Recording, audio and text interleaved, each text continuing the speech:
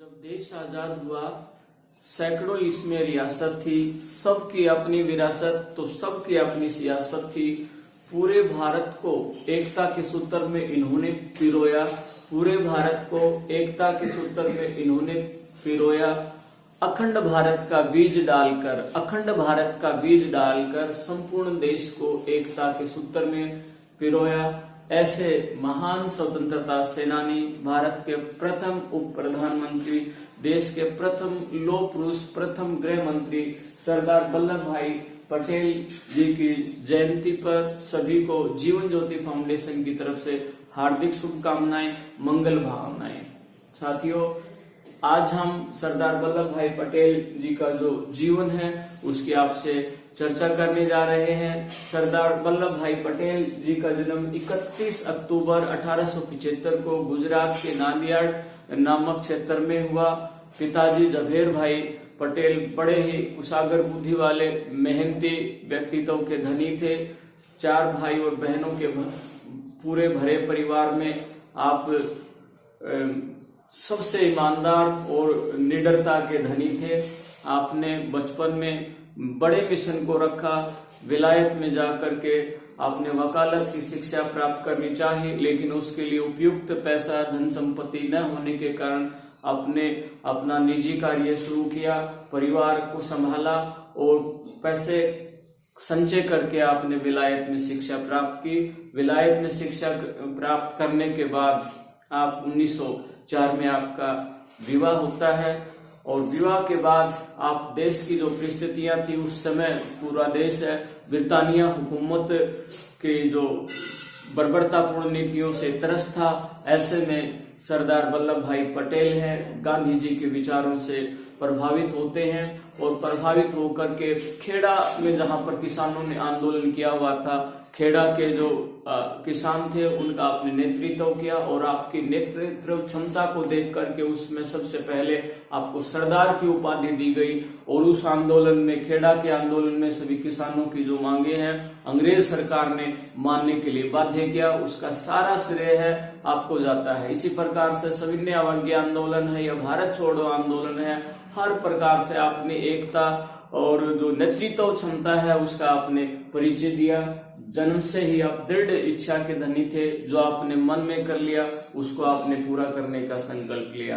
और यही कारण था कि जब देश आजाद होने के कगार के ऊपर था, 1940 में भारत के अंतिम वाइसराय लॉर्ड बेंटन है जब इस प्रकार से चर्चा करता है कांग्रेस के नेताओं के बीच में कि किसको देश की बागडोर संभाली जाए, तो उसमें जो बड़े नाम आते हैं उसमें आपका जो नाम था सबसे ऊपर रहा।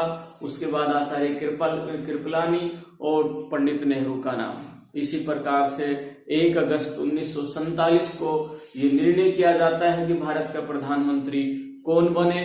तब कांग्रेस के जो अलग अलग पूरे जो राज्य थे, 15 राज्यों में 12 राज्यों के कांग्रेस के जो अधिकारी थे, नेता थे, उन्होंने एकमुश्त होकर के आपके की सहमति के लिए 12 वोट डाले गए। 3 वोट हैं वो आचार्य कृपलानी को मिलते हैं और पंडित नेहरू को एक भी वोट नहीं मिल पाता है। इसमें वो एक नाराजगी उनकी तरफ होती है, लेकिन एक नाम होने के बावजूद पूरे देश में इस प्रकार से ये सूचना है जंगल के आग की तरफ फैल जाती है कि देश के जो प्रथम प्रधानमंत्री है सरदार वल्लभ भाई पटेल बनने जा रहे हैं। लेकिन रातों ही रात घटना घटित होती है, जिस प्रकार से अयोध्या में मर्यादा पुरुषोत्तम श्री राम जी का राज्य तिलक होना था, उसके स्थान पर उनको वनवास मिल जाता है। ठीक इसी प्रकार की साथियों घटना घटती है। अचानक आचार्य कृपलानी है वो पंडित नेहरू के समर्थन में अपना नाम है पीछे खींच लेते हैं और ये सूचना महात्मा गांधी जी के पास पहुंचती है। तो महात्मा गांधी जी सरदार वल्लभ भाई पटेल को मनाते हैं और मनाने के साथ ही इस प्रकार से घोषणा की जाती है कि सरदार वल्लभ भाई पटेल हैं पंडित नेहरू के समर्थन में अपना नाम वापस लेते हैं और देश के प्रधानमंत्री बनने के स्थान पर पंडित नेहरू को देश का प्रथम प्रधानमंत्री बना दिया जाता है। तो इतने अटल अडिग व्यक्तित्व के धनी, इतना बड़ा त्याग जिसको पूरा देश है भारत का प्रधानमंत्री बनाना चाहता है, लेकिन अपने कैरियर को, अपने पूरे जीवन को एक प्रकार से त्याग देते हैं और महात्मा गांधी के कहने पर भारत का पहला प्रधानमंत्री है पंडित नेहरू को बना दिया जाता है।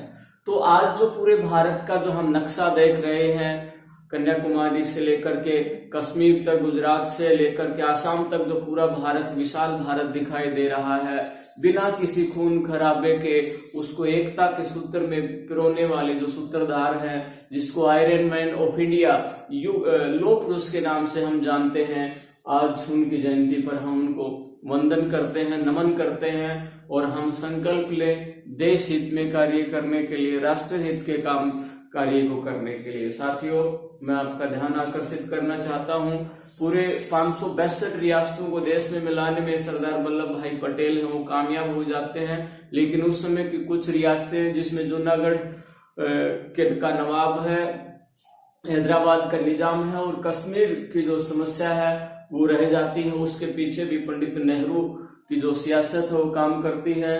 जूनागढ़ के नवाब को और हैदराबाद के निजाम को है भारत में शामिल कर लिया जाता है, लेकिन जब बात आती है कश्मीर की समस्या की, तो कश्मीर को पंडित नेहरू है अपने हाथ में ले लेते हैं। परिणाम स्वरूप वह समस्या 70 साल तक चलती है। सरदार वल्लभ भाई पटेल का ये सपना था कि पूरा भारत एक रहेगा, संगठित रहेगा, मजबूत रहेगा, तो दुनिया की कोई भी ताकत है भारत की तरफ नंगी निगाहों से नहीं देख पाएंगे। लेकिन सरदार वल्लभ भाई पटेल का जो सपना था, आज के हमारे लौह पुरुष, आज के भारत के गृह मंत्री अमित शाह ने उसको पूरा किया। साथियों, 5 अगस्त 2019 को वो दिन आया, उसमें सरदार वल्लभ भाई पटेल का सपना पूरा हुआ। कश्मीर की समस्या को अलग किया गया, हटा दिया गया। धारा 370 को तोड़ करके, धारा 35A को तोड़ करके कश्मीर को भारत का अभिन्न अंग बना करके सरदार वल्लभ भाई पटेल का जो सपना था, उस सपने को तात्कालिक गृह मंत्री अमित शाह ने पूरा किया। इसी प्रकार से सरदार वल्लभ भाई पटेल का ये सपना था कि भारत की एकता को कोई तोड़ नहीं सके। साथियों, आज हमें ये सबक लेना चाहिए, ये सीख लेना चाहिए कि nation first, nation must, India first, राष्ट्र हित हमारे लिए सर्वोपरि होने चाहिए। लेकिन आज कुछ ऐसे सियासत के कारण, राजनीतिक रोटियां सेकने के लिए देश की राजधानी दिल्ली में खड़े होकर के भारत तेरे टुकड़े होंगे, इंशाअल्लाह इंशाअल्लाह कह करके भारत की एकता को खतरे में डालने का कार्य कर रहे हैं। तो साथियों, हम सब को संगठित होना पड़ेगा।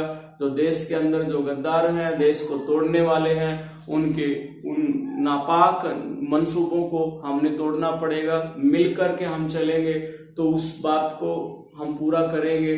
जिस प्रकार से भारत के प्रथम अंतरिक्ष यात्री राकेश शर्मा से पत्रकारों ने पूछा कि ऊपर से अंतरिक्ष से भारत कैसा लग रहा है, तो उन्होंने कहा था सारे जहां से अच्छा हिंदुस्तान हमारा। ये हिंदुस्तान सबसे अच्छा कब रहेगा? जब हम संगठित रहेंगे।